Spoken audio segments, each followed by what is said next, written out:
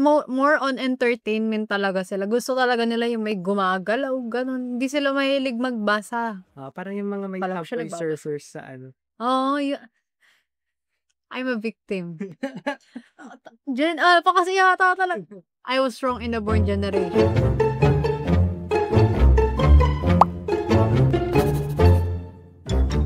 Mabuhay! Kamusta mga badet? Isang magandang araw para sa aming mga tagapakinig.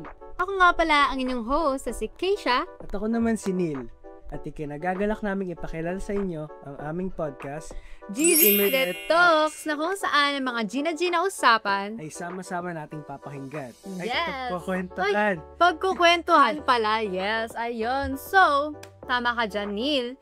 Dahil dito sa ating talakayan, iba't ibang boses at opinyon ng ating papakinggan. At para naman sa ating talakayan ngayong araw, ito ay pinamagatang Gen Z at Gen A, pagkakaiba at pagbabago sa kultura ng internet. Bago natin simulan yung ating talakayan or itong podcast na to, ano bang, alam kong mostly sa inyo is alam na kung ano yung ibig sabihin ng Gen Z at Gen Alpha. Pero syempre, explain pa rin namin kasi hindi lang naman kayo yung manonood neto. And malamang may makakanood din na ano, di ba? Mga thunders, mga boomers. Yeah. Ayun, so ano nga ba ang Gen Z? Pagkakaalam ko yung mga Gen Z is ano eh. Sila yung mga taong pinanganak from... Saan ba yan? 1997 to 2010. At ang Gen Alpha naman, sila yung mga ano, yung mga, anong tawag dito? Yung mga nakikita nyo sa TikTok na mahilig gumanon ganon. Yun. Sila yung mga pinanganak ng 2010 and 2024. And actually, ito laganap na sila, guys. I think, parang tapos na ang Gen Z. Hindi na natin to panahon, guys. Ang sakit. Pero, ayun, enough sa commercial, no?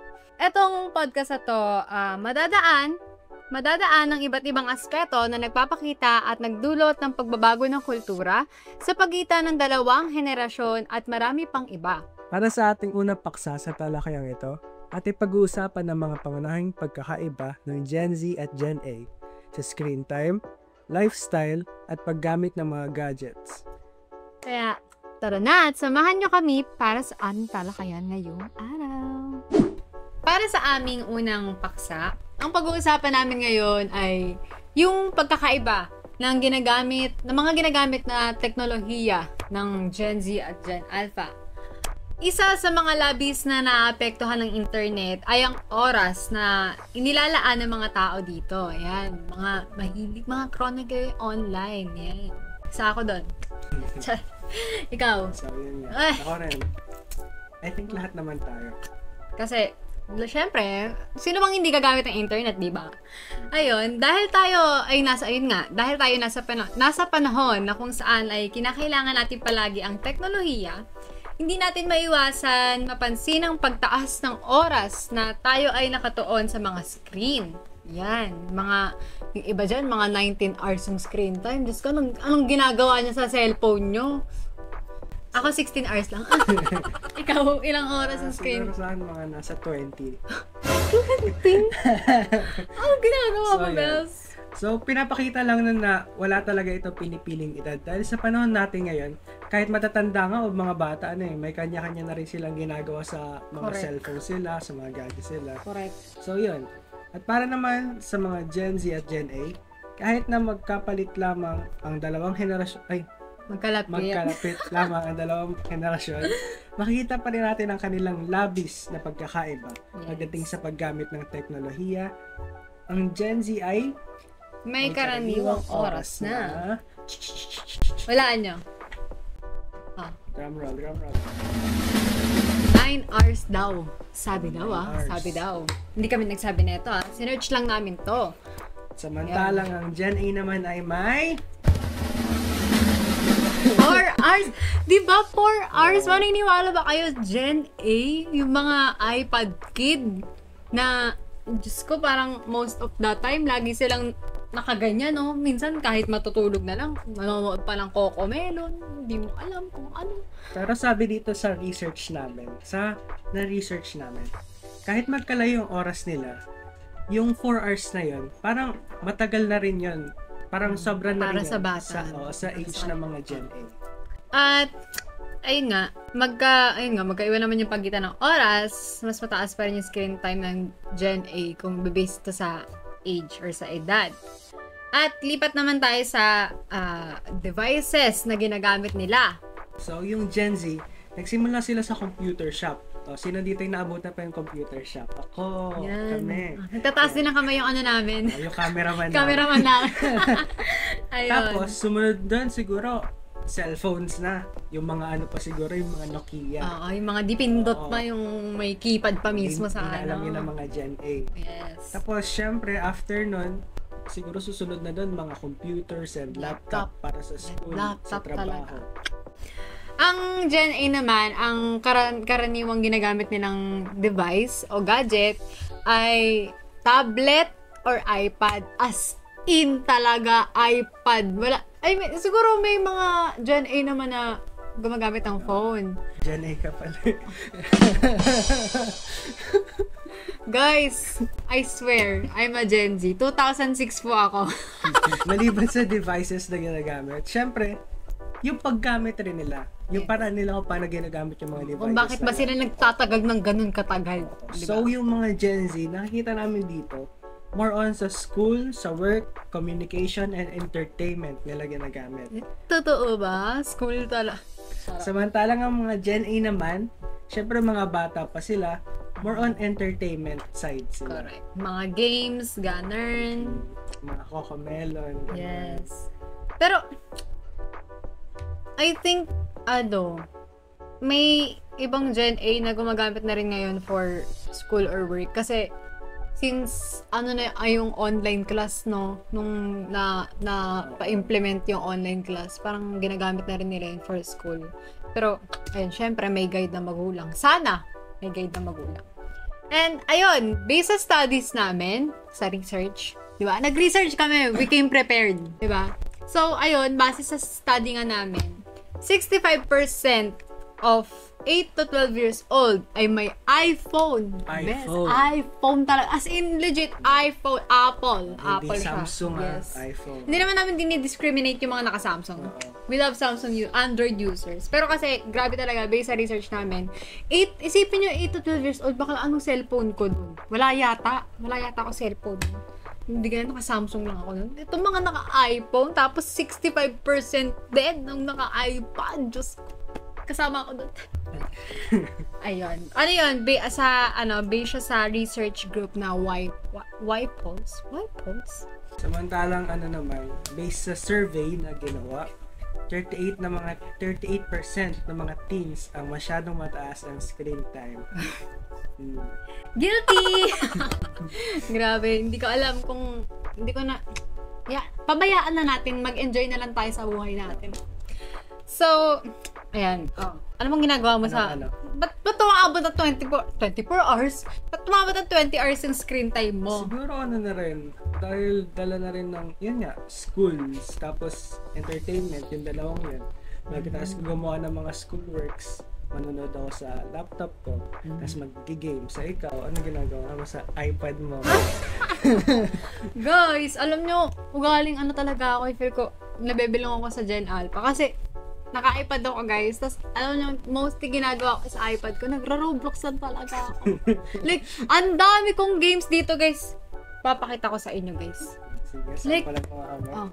Guys, isipin nyo yun. Ang dami kong games, guys. Games lang lahat yan. Tapos, ang most used app ko dyan, Roblox. Diba? Sa mga Gen A, anong opinion mo sa kanila? Like, yung nila, pagkamulat nila sa gadget, anong opinion mo doon? Sa tingin ko, pwede yun maging may good and may bad side. Kasi, yung good side niyan, mas nagiging Good side. Good side. Yung good side niyan, mas nagiging knowledgeable sila sa sa technology, which is kailangan naman kasi yun nga parang nasa na tayo tayo sa future.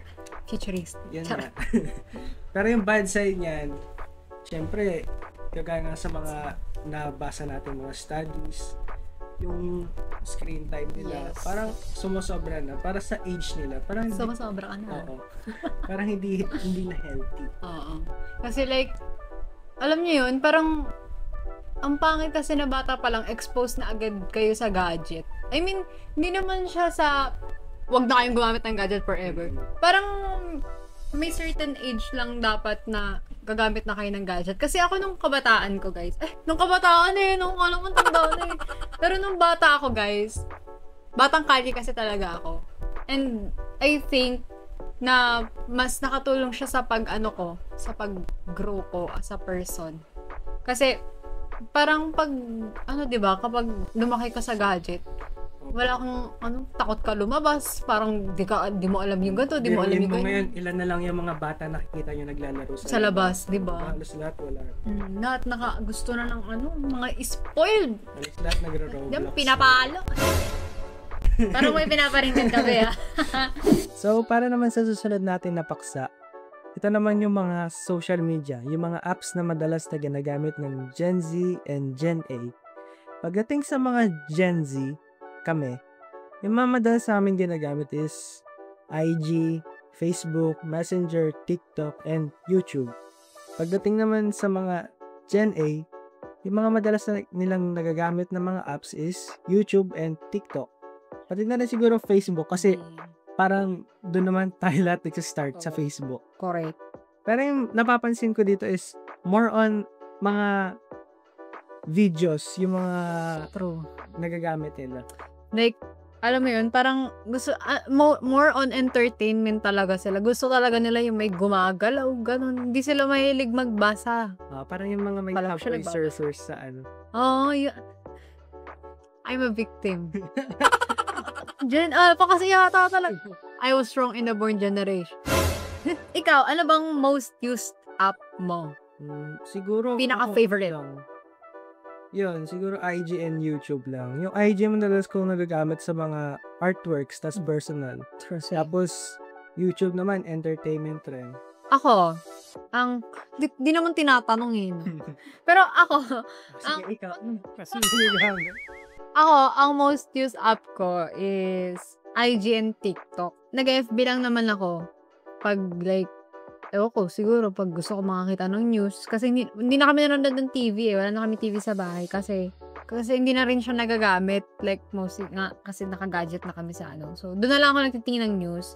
Pero kaya most used ko is IG and TikTok. Sa IG, sa dump account ko, may dump account din, di ba? Ang dami alam. Doon ako nagra-rant na like magsa-story ako, tapos magrarant ako kung ano nangyayari sa buhay ko, kung ano nangyayari sa buhay ko sa CIIT, ganon, kung masaya ba ako, malungkot ba ako, lahat yan may picture, papansin. Sa TikTok naman, ayun, kapag gusto ko pag gusto ko ma-entertain yung sarili ko, like gusto kong makanood ng funny videos. Ayun. Dako naman tayo sa mga trends. Go. The floor is yours. So, ano nga ba yung mga trends na nauuso ngayon? Ikaw, ano nasa isip mo sa Gen Z? Sa Gen Z, yung mga ang tawag dito, yung mga bakbakan talaga. Like, yung online sabungan. Oo, yun. Or hindi naman kaya, siguro yung mga TikTok trends na, yun, Get TikTok. ready with me. Get ready with me, ganon. A day in my life, ganon. Yun sa Gen Z. Sa Gen A, dito na pumpasok yung mga, yung mga brain rot, ganon. Yun nga yung nasabi natin kanina, yung subway surfers na ang daming yung sa isang video pero ang daming nakalagay na mga Yeah, mga lumaking may ADHD. Ayun. Tsaka, alam nyo, opinion ko lang. Daming opinion sa buhay no? Sa Gen A, hindi ko talaga sila magets. Alam mo yung, kasi sa Gen Z din naman, may mga memes din naman kami, no? Hindi naman kami ganun katanda na wala kami. Basta, natatawa ako sa mga memes. May humor pa rin. Oo. Hindi naman kami yung sobrang tanda na ano to? Anong ibig sabihin na ito? Yung ganun. Pero alam niyo sa Gen A, sobrang like, hindi ko talaga magets yung context ng meme. Kailangan ko talagang i-search na, what is this? What is the meaning of this slang? Ganon. Like, Iskibidi. Oo, ganon. Parang hindi kayo fan. Inaway. Joke lang. Joke lang. Pagtapos sa trends, ano pang nilagay ni Jill dito? Sorry, Jill. Language. Ay, language. Ay, ito, gusto ko to, guys. Ito, dito umiikot yung humor ko sa language. Sa Gen Z, go. Sa Gen Z, yung mga language na napauso natin, like yung mga Lodi, Petmalo, gano'n. Yung mga binabaliktad na salita. At saka, dagdag ko lang, sa Gen Z talaga, dito talaga nag-start actually. For me, parang hindi dahil sa Gen Z ako. Parang dito kasi nag-boom lahat ng mga, ng mga slang. Ang daming slang talaga, like, yung ano ba, yung mga, like, yung mga acronym ba, Gen Z ba yun or hindi? Hindi, no? Yung mga acronym na LOL, ganun, hindi siya Gen Z, no? Feel ko mas matagal siya, mga millennial siguro. Yun. Pero like, ito, dito sa Gen Z, ang dami talaga, like, yung mga, lalo na yung mga Becky words. Yan. Diyos ko, day, ay talaga, kamusta sa kalabasa, ganon. Yung mga ganon, lahat yan ay intindihan ko. Tapos sobrang funny, sobrang creative talaga nila pagdating sa mga slang. Ano bang ikaw? Anong mga most used slang mo? Favorite word ng ganon. In-interview ko din. Sige. Like, from the top of my mind, siguro yun, yung LOL. Siguro, yun yung mga madalas ko nagamit sa chat LXD. Oo, yeah. Yung mga jejeman na typings. Ako, ang pinaka-favorite word ko, OMSIM. Yun talaga, guys. OMSIM talaga. Alam mo yung, if titignan mo, if isa-search mo sa messenger ko, OMSIM, tas makikita mo kung, siguro abot na 1,000 messages yung OMSIM na tinype ko. Kasi, wala lang. Favorite word ko talaga siya, guys. OMSIM. Pagdating naman sa eto na tayo sa Gen. Wait naman siya ng mga bata. Go! So mga Gen A naman.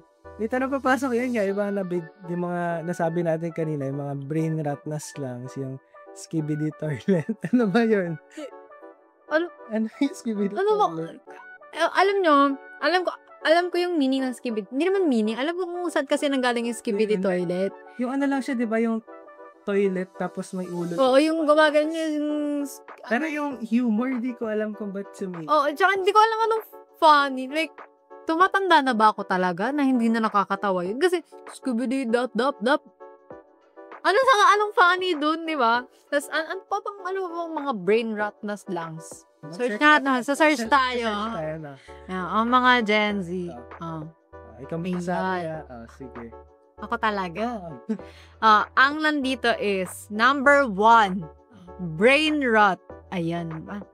Actually, itong brain rot, matagal naman na siyang laganap. Hindi na siya masyadong nagagamit. Ang meaning ng brain rot ay general term for spending too much time online watching low-quality content that rot the brain. So, like, in short, parang, yun nga, sinasabi ng mga nanay natin, kaka-cellphone mo. Ayun, yun sa panahon namin. Kaka-cellphone mo yan. Yun ang brain. Pero kaka-cellphone mo na bubulok na yung utak mo. Next word ay, huwag yan. Ito na lang. Ano na lang? Riz. Ayan. Ano yung Riz? Yung Riz, parang short lang siya ng charisma. Ay. Okay din. Creative din naman pala no Riz. Sample mo nga kung paano yung Riz. Shout out. Ikaw na lang. Ginagawa mo na kanina. Hindi, ginagawa mo na kanina eh. Ganon yung Riz. Ayan. Dahil may Riz siya, matatawag natin siyang Rizzler. Ay. Okay ka lang. Nawala yung Riz. Nawala yung Riz niya. Minus 100 aura. Aura po ito. Galing. Ano meaning nun? Aura points yung kapag, let's say, yung ano mo na lang, yung angas mo. Diba? Kasi pag nawalan ka ng aura, parang nawalan ka... Tanggal angas. Ganon sa atin. Diba, tinatranslate namin para sa inyo. Para sa mga hindi nakakaintindi ng kahit kami hindi namin naintindihan, binawasan na namin yung meaning. So, yun nga. Base sa mga natalakay nating paksa kanina, may mga supporting studies rin tayo, syempre. Baka kasi akalain yung eme lang yung mga pinagsasabi natin. So, based dito sa survey, na-research namin, 92% ng mga 8 hanggang, 12 sa Tagalog? 12. 12 taong gulang ay nasa social media na.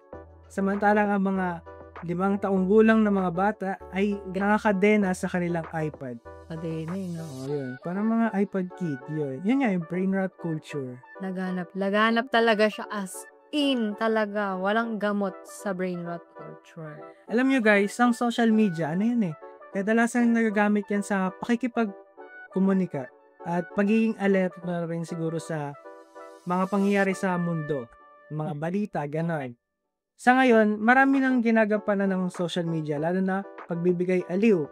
At ito rin ay may kakayahang magbahagi sa iba ng iyong komento sa buhay. Kwento. Or alam ba? Yun. Ano ba, magpo-post ka sa Facebook, tapos may mga tita ka na chismosa, gano'n, tapos magka-comment sila. Ganda ganyan. Di ba, magpapalit kang profile mo. Ay, laki-laki mo na. Ay, may boyfriend. Oo, di ba? Dalaga ka na, binata ka na, may girlfriend ka na, ganon. At, ayun nga, parang alam naman natin na pandemic talaga yung naging hadlang sa Gen A para mas malibot at makilala nila ang mundo sa labas ng internet. Kasi like, parang namulat kasi lahat ng Gen A, parang doon sila nag-grow through pandemic. So, hindi talaga sila makakalabas ng bahay. Kasi sila paano ka makakalabas ng bahay? Sige nga. Hindi, ubus na yung Gen A ngayon, diba? Kung pinalabas sila. Ayun, ngunit, dahil nga walang kakayahan ng mga bata na lumabas noon, ang kanilang mga gadget ang naging kasangga nila para malabanan ng pagkainip sa panahon ng pandemya na hanggang ngayon ay dala-dala pa rin nila. Ayun. So, ayun nga, hindi natin sila masisisi kung bakit gusto, parang karamihan sa kanila is gumagamit ng gadget. Kasi nga, yun yung kinalakihan nila Kasi tayo din naman, kinalakihan natin yung madalas tayo lumalabas sa bahay. Ganun. Yun yung kinalakihan natin. Pero siguro, kung may pandemic din nung panahon na yun, nung lumalaki tayo, di ba, mga Gen Z. Siguro maging Gen A rin tayo. Oo, ganun. Pero, ang siguro difference lang is yung mga slang, yung mga trends na ginagamit. Kasi, ayun nga. At, ayun, actually, yun lang yung opinion ko about it. Parang, wala rin naman tayong difference sa kanila. Wala tayong pinagkaiba sa mga Gen A. Pinagkaiba lang talaga ang trends. Pero, parehas lang din naman tayo gumagamit ng mga gadget. Hindi natin maiwasan yan. Lahat tayo may mga ADHD. Hindi naman lahat, no? Yung iba ang diagnose, di nila alam, no? Pero, ayun, parang karamihan kasi sa atin, ang bilis natin ma-board. Parang hindi na tayo nadadaan sa walang cellphone, usap lang. Walang cellphone, anong gagawin mo pag wala ka cellphone? Anong gagawin mo pag wala kang laptop? Wala ka cellphone, di ba? Wala kang magagawa talaga. Ba't maglilinis ka ba ng bahay bigla? Hindi naman, di ba? Dito na siguro tayo sa pinaka-last na paksa natin. Sa pinaka-dulong paksa. Pero hindi pa ito yung dulo ng podcast natin. Kasi marami pa tayong pagchichikahan. So, gusto ko yan. Yung paksa natin is yung epekto ng internet. Dito naman sa paksang to is medyo seryoso kasi more on mga studies to na nahalongkat namin sa internet. So, base dito sa study na to, sa pag-aaral, 27% ng estudyante ay gumagamit ng e-journals at 23% naman ay gumagamit ng e-books habang nagsa-study. Habang nag-aaral, naasahan daw na nagiging mas maganda ang academic performance dito sa paggamit ng mga e-books and e-journals. Wow. Base sa survey na ginawa ng 2022. Ayun naman, base naman sa study, 79% ng mga estudyante ang gumagamit ng internet para maghanda sa mga pagsusulit. Pagsusulit meaning mga diba, seat work, ganon, mga assignment, exam. Wait lang, may opinion ako dito, guys. Hindi naman opinion, may onting side comment lang. Parang mostly, hindi na tayo hindi na talaga sila nagda-notes sa papel. Like, yung iba, nagda-download na sila ng app para mag-aral. Alam mo yan, yung mga app na para mag-aral ka. Yung, kunyari, magkukwis ka, ganito, ganyan, kala mo talaga. Actually, si IT rin nga, parang hindi na rin natin kailangan mag-take ng notes. Kasi, halos lahat ng ginagamit ng mga teachers, slides, yun. Tapos makikita mo sa Canvas. Ay, grabe to. Yung mga gumagamit doon ng internet ay mataas ang grado kumpara sa mga hindi gumagamit ng internet. Bakit kaya? Kaya ko makabasa, promise. Kaya ko, charot. Grado grade, hindi yung sa mata. Lahat tayo. Actually, yung ano namin, yung cameraman namin nakasalamin. Actually, lahat kami sa ano na to, sa team na to. Lahat kami sa team na to, lahat kami nakasalamin. So, guilty. Pero, ayon na rin sa PubMed 2021, na sobrang paggamit ng internet o ng mga gadgets na rin ay nagdudulot ng addiction at nagdudulot ng pagbaba ng grado. So, paano yun? Baba o pagtaas? Yun nga eh, like, Ano ba talaga? Ano ba yung ni-research nyo? Ay! Direct, Research team! taas siguro pag nasobrahan, yun nga, Nasa-strain yung mata. No? nabe-brain rot na sila. Brain rot. At, ayun nga, at sobrang paggamit daw ng gadget or like internet, social media. Actually, gadget pala to. Kung ano lang dinagdag ko eh. Sobrang paggamit to ng gadget ay nakaka-apekto sa kalusugan, lalo na yung mga pagsakit ng mata, leeg, likod, or maaari din daw siyang makapagpataas ang blood pressure. Siguro pagdating sa academics, ang opinion ko, sa mga Gen Z sa amin, ako, as a Gen Z, nung grade 12 ako, syempre, ano na yun na yung time na research, diba? Hindi talaga useful naman yung mga physical na, like, yung magtitingin ka sa library ng mga ano. Pero, ang time consuming niya kasi, di ba, ang aksaya niya sa oras, like, isipin mo, kapag ilang buwan lang yung ibibigay sa inyong deadline ng research, tapos may iba pa kayong ginagawa. Tapos, magkakahanap ka pa ba sa library, di ba? Iisa-isa mo pa, Di na. So, parang, sobrang nakakatulong din talaga yung internet, Google Scholar, yan, mga yan. Kasi, sa mga... halos lahat andun na eh. Oo, parang wala, andun na eh. Nakaupo ka na lang, andyan na sa harapan mo na eh. Pinapakain na lang, ini-spoon-fed ka na lang ng mga information, di ba? Parang, ayun na, nakalatag na dyan yung mga informasyon. Tapos, sa Gen A naman, ano sa tingin mo? Sa mga Gen A siguro, nakikita ko lang since, yun nga, mga bata pa sila. Karamihan sa populasyon nila, mga bata pa. Siguro, gaya rin natin, mas nahihinder yung pag-aaral nila kasi mas gugustuhin na lang nila manood or maglaro, ganun. Ayun nga, gaya lang sabi ko kanina, parang alam niya yun, hindi na sila mahilig magbasa. Like, mas gusto na lang talaga nila na parang naririnig, nakikita nila gumagalaw, ganun yung mga information. Like, gusto nila may nagsasabi na sa kanila ng information na halimbawa, yung mga YouTube tutorials, ganun. At, ayun nga, alam nyo, kahit na, nag-research kami tungkol sa topic na to, hindi ko pa rin talaga, like, alam yung experience ng kung ano ba talaga yung ugali ng Gen A. Kasi, ako yung pinaka-last na, na bata sa pamilya namin. Bunso ako. Tapos, so, huli na yun, wala akong kilalang Gen A na kahit sino. Ayun. So, ikaw? Ako naman, ako yung panganay sa amin. So, yun, Gen Z talaga ako. Kahit yung mga kapatid mo, Gen Z? Yung kapatid ko rin na, dalawa na kami magkapatid, yung pinakabunso namin, Gen Z rin siya.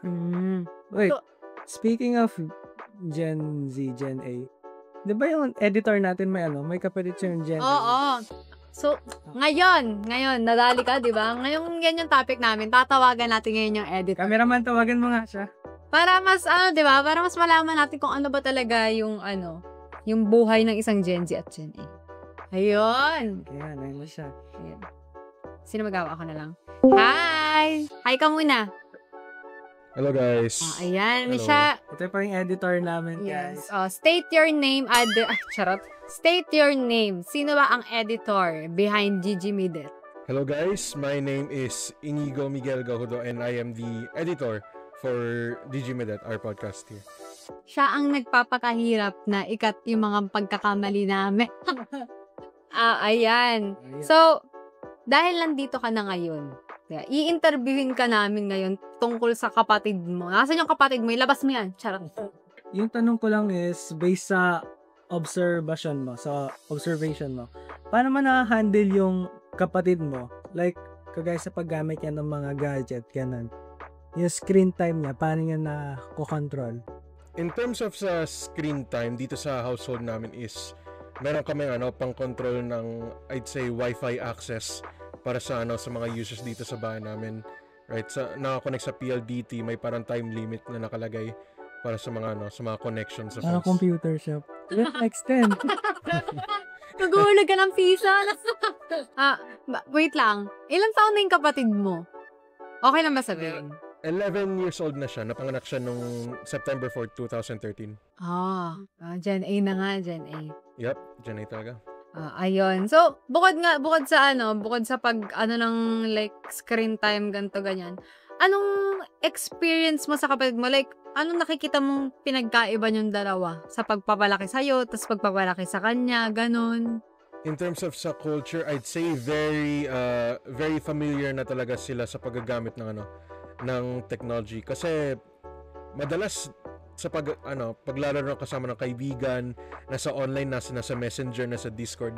Nung experience ko, when I was his age, is madalas nagkikita lang kami ng kaibigan ko pag nandun kami sa actual na school, sa physical talaga, nagkikita, ganun. Tama yung pinagsasabi namin. Go. Ikaw, may question ka pa ba sa kanya? Wala na, ikaw eh. Ito. Kasi alam nyo guys, sobrang curious talaga ako sa mga taong may kapatid na bata na Gen A. Kasi gusto ko talaga magkaroon ng kapatid na bata, pero at the same time ayoko kasi makulit, ganun. Ayan, sabi ng director namin, ay makulit kasi meron din siya. Pero syempre hindi natin siya pwede intervene ngayon, no? May ginagawa siya. Pero ayun, ikaw, makulit, totoo ba talagang makulit yung mga Gen A ngayon base sa kapatid mo? Hindi naman namin generalize na base lang sa kapatid mo, pero makulit daw. Eto pa, may times ba na, halimbawa, pag kinakausap mo siya ganun, may mga salita ka bang hindi mo naintindihan sa kanya? Alam mo yung parang iba. Yung mga slangs. Yung mga slangs nila, ganun. Totoo ba talagang ginagamit nila yun sa conversation? Actually, ginagamit nila talaga as in either jokingly or parte na talaga ng vocabulary ng mga Gen A ngayon, like yung mga skibidi, sigma, ganun. Nakikita sa TikTok. Guys, we did our research. Tama talaga kami. At eto na, last question. Para hindi ka na maistorbo. At mamaya sabi na kapatid mo, sinisiraan natin siya. Anong napapansin mo sa behavior or pag-uugali ng kapatid mo na parang ako nga, hindi ako ganyan, ganito, ganyan. Ikaw, napaka-spoiled. Parang ganun ba kayo? I'd say ganun yung case ko. Kasi, very online na talaga yung kapatid ko in terms of sa everyday. Pag uwi sa school, usually nakaupo na siya agad sa computer, ganun. Naglaro ng Valorant. Grabe, computer. 11 years old, nagba-Valorant. Guys, grabe. Kailan lang ako natuto mag-code M. Diyos ko. Yun lang naman for today. So, thank you po to our editor, to our father, who art in heaven. Charot. Ayun, yun lang naman for today. So, thank you sa May final message ka pa ba sa podcast na to, Inigo? I-monitor ninyo yung mga younger generations ngayon kasi baka makorap sila. Ay, makorap. Talaga. Tandaan nyo yan. Sabi ng editor namin yan. Amen. Amen. Praise praise Father. Hindi praise the Lord. Amen. Thank you. Bye-bye. Hey guys. Bye. Ayun, base nga sa napag-usapan namin with our editor. Totoo talagang malaki yung difference, malaki yung pagkakaiba ng Gen Z at Gen A. At yun nga, base sa natalakay namin, di ba? Yung paksa 1, paksa 2, paksa 3. Nagko-connect, parang naggaganon talaga siya. Totoo talaga yung mga research na hindi lang siya basta-basta. Talagang, totoo kami. Facts kami. Facts.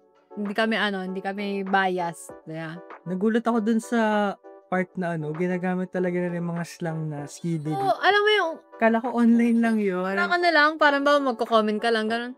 You're so skiddy. Oo, yun, parang ikaw, magpapalit ako ng profile. Plus 1,000 aura. Parang ganun lang. Parang alam niyo yun, parang pang-compliment lang or pang jokingly lang, ganun. Ginagamit rin pinala sa Grabe, sa conversation talaga sa pag-uusap. Grabe naman yung riz mo. What? nakakagulat din na, alam niyo yun, parang sa panahon nila ng mga Gen A, parang kailangan lang, pero ang galing ng technology, no? Meron ng parang yung pag-limit ng ng screen time sa sa Ay nga. Diyos ko, alam mo kung meron na yan dati, kung alam na yun na magulang ko dati, ay, naku talaga, wala na talagang gagamit ng gadget forever sa amin. Pero ang galing kasi like, alam niyo, pero hindi naman, magaling siya, pero at the same time, parang nakakagulat kasi parang kinakailangan na talaga ng ng ganon yung pag-limit ng screen time na sa mga bata. Like, sa sobrang, paggamit nila ng gadget. Di na sila Diba? nadidisip. Oo, wala silang self-discipline na, ay, tama na. Grabe na yung paggamit ko sa gadget, ganun. Although, ganun din naman ako ngayon. Pero kasi, syempre, sa edad ko to, baka ano pa bang gagawin ko? Pero kasi sila bata sila, alam mo yun. Marami silang Pwedeng gawin. Marami silang pwedeng gawin sa buhay. Unless, hindi talaga sila pinapalabas ng bahay. Pero ikaw, dati ba, nung bata ka, nanonood ka ba ng TV? Siyempre, pero yun nga, madalas rin ako sa labas tas manonood lang ata ako ng TV, mga umaga, tas gabi, tas tanghali, nasa labas ako magdamag. Actually, parang baliktad nga, yung mga bata ngayon, pinipili silang lumabas ng mga magulang. Ayaw nila lumabas. Samantalang tayo na, Dati, parang pinipili ayaw pa, ka umuwi. Yun na lang. Ayaw pa tayo palabas Basta gabi lang. Yan, kuha niya. Sorry guys. Lagi kasi ang pinapagalitan. Ayun. So, ayun nga, base rin sa talakayan, hindi natin talaga may tatanggi na maraming naidudulot na magandang epekto ang internet sa ating buhay. Mula man sa akademika, pamumuhay at hanggang sa pangkalusugan, may naibibigay itong impormasyon na tiyak na nakakatulong sa ating lahat. Pero, ang paggamit nito ay dapat ay nasa tama at moderasyon dahil sabi nga nila, ang sobra ay nakakasama at kapag tayo ay nasanay sa masamang paggamit nito, magdudulot ito ng pagkakaabuso. Ayun. Kaya kailangan limitahan talaga natin yung paggamit natin. Para to sa mga para to sa mga bata, actually.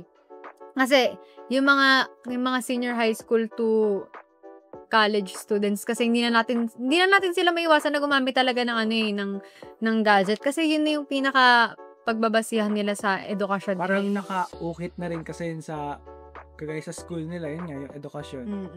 Pero ayun nga, as much as possible sa mga bata, para sa mga magulang dyan na nakikinig ngayon sa aming podcast, kung meron man, mas maganda kung limitahan nyo yung paggamit ng gadget. At hayaan yung mag-enjoy yung bata, hayaan yung madapa sa labas yan, hayaan yung magkasugat sa tuhod yan kasi hindi matututo yan hanggat hindi nila na-experience yung ganung sitwasyon. Kasi kapag lumaki ka lang na hindi ka, alam mo yun, nabibaby ka, na ganito ka na lang, masasaktan ka dyan, ganun. Pag lumaki yan, daku, ano na lang mangyayari dyan? Iba na ang panahon ngayon. Wala siyang experience sa buhay. Oo. At dito na nagtatapos ang ating talakayan. Sana nag-enjoy kayo sa podcast namin, no? Kahit na ang dami kong segue at commercial. Ayun. Ay, ikaw, meron ka ba sabihin para sa ating viewers? Ang masasabi ko lang, sana kahit ganito po yung podcast namin, may natutunan pa rin kahit pa paano. Kasi grabe talaga yung ginawa ng research team natin. Yes. Thank you, Julian! Magpasalamat tayo kay Jillian kasi kung hindi dahil sa kanya, wala kami masasabi ngayon sa podcast na to. As in. Hindi ko alam kung anong idadaldal ko. Eto si Jillian, guys. Yan siya. Tan! At ayun nga. Kung nag-enjoy kayo sa podcast namin, please i-like nyo. Like and subscribe to our channel. At dito na nagtatapos ang ating usapan. Muli ako si Keisha. At ako naman si Neil. At ito ang GJ Midget Talk, sa kung saan ang Gina usapan ay sama-sama nating pagtuwa ko tutukan. Hanggang sa muli. Bye!